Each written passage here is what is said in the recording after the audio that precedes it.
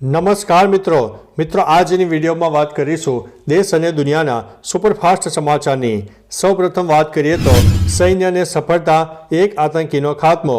જમ્મુ કાશ્મીરના શોપિયાના ચોટી ગામ વિસ્તારમાં ચાલી રહેલા સર્ચ ઓપરેશન દરમિયાન સુરક્ષા દળોએ લશ્કરે તૈયબાના એક આતંકીનો ખાત્મો કર્યો છે। હજુ પણ એક આતંકીની શોધખોળ ચાલી રહી છે। વહેલી સવારથી જ સૈન્ય, CRPF અને કાશ્મીર પોલીસ દ્વારા સંયુક્ત ઓપરેશન દરમિયાન બે આતંકીઓની ઘેરાબંધી કરી લેવાઈ હતી। બંને તરફથી ભારે ગોળીબાર થયો હતો અને યથાવત પણ હતો। અન્ય મહત્વના સમાચારની વાત કરીએ તો અંબાલાલ પટેલની મોટી આગાહી, પતંગ રસિયાઓ માટે માઠા સમાચાર। રાજ્યમાં ફરીવાર માવઠાનું સંકટ સર્જાયું છે। આગામી 10 જાન્યુઆરી સુધીમાં વરસાદ પડી શકે છે। અંબાલાલ પટેલની આગાહી મુજબ 8, 9 અને 10 જાન્યુઆરીના રોજ ગુજરાતના ઘણા વિસ્તારમાં માવઠું થઈ શકે છે। આ પછી ઠંડીનો નવો રાઉન્ડ શરૂ થશે, તાપમાન ઘટશે।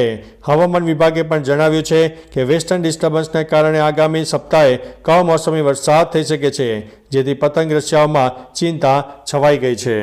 અન્ય મહત્વના સમાચારની વાત કરીએ તો બનાસકાંઠામાં જોરદાર અકસ્માત, 4 લોકોના મોત। બનાસકાંઠાના થરાદ ડીસા હાઈવે પર ખોરડા નજીક જોરદાર અકસ્માત સર્જાયો છે, જેમાં 4 લોકોના ઘટના સ્થળે મોત થયા છે। મળતી માહિતી અનુસાર કાર અને ટ્રક વચ્ચે અકસ્માત થયો હતો। કારમાં સવાર પરિવારના 4 સભ્યોનું મોત થયું છે। તો ચાલો મિત્રો, ફરીથી દેશ અને દુનિયાના સુપરફાસ્ટ સમાચાર લઈને મળતા રહીશો। ત્યાં સુધી અમને રજા આપશો। નમસ્તે।